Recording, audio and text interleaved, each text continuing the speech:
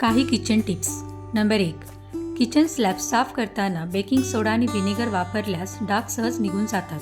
Number 2. Plastic डबे वासमुक्त ठेवण्यासाठी त्यात थोडा वृत्तपत्राचा तुकडा ठेवा. नंबर 3. सिंकमधील दुर्गंध टाळण्यासाठी आठवड्यातून एकदा गरम पाणी आणि लिंबाचा रस टाका.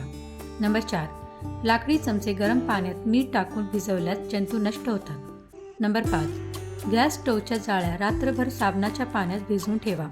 सकाळी सहज स्वच्छ होतील. नंबर 6. मिक्सर जार धुतल्यानंतर कोरडे करून ठेवले तर आतून बुरशी लागत नाही. नंबर 7. भांडी धुताना पाण्यात लिंबाच्या साली टाका. तेलकटपणा पटकन निघून जातो.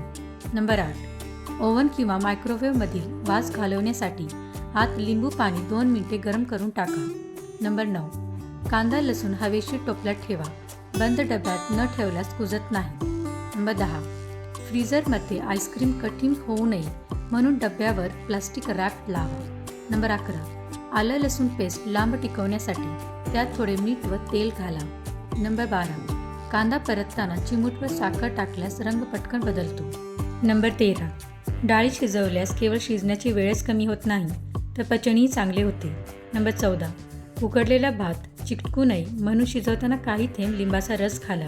नंबर 15. पोळ्या मऊ याव्यात म्हणून पिठात कोमट दूध मिसळा. नंबर 16. भजी कुरकुरीत यावीत म्हणून पिठात थोडी तांदळाची पिठी घाला. नंबर 17. उकडलेले बटाटे लगेच थंड पाण्यात टाकल्यास साल सहज निघते. नंबर 18. शिजवताना मीठ जास्त झाले तर एक ब्रेडचा तुकडा टाका. तो जास्त मीठ शोषून घेईल. नंबर 19. टोमॅटो पटकन सोलण्यासाठी गरम पाण्यात 1-2 मिनिटे बुडवा. नंबर 20.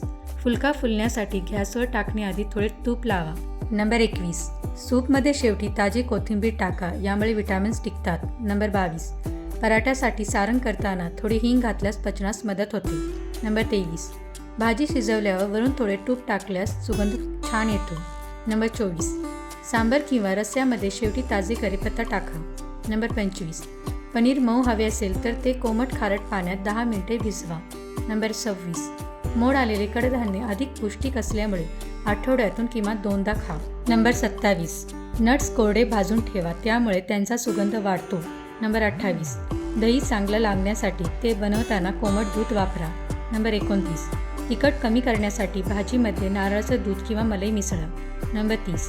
भजी किंवा पकोड्यांवर शेवटी चाट मसाला टाकल्यास चव छान येते. जर तुम्हाला ही माहिती आवडली असेल तर याला शेअर करा आणि चॅनलला सबस्क्राईब करा.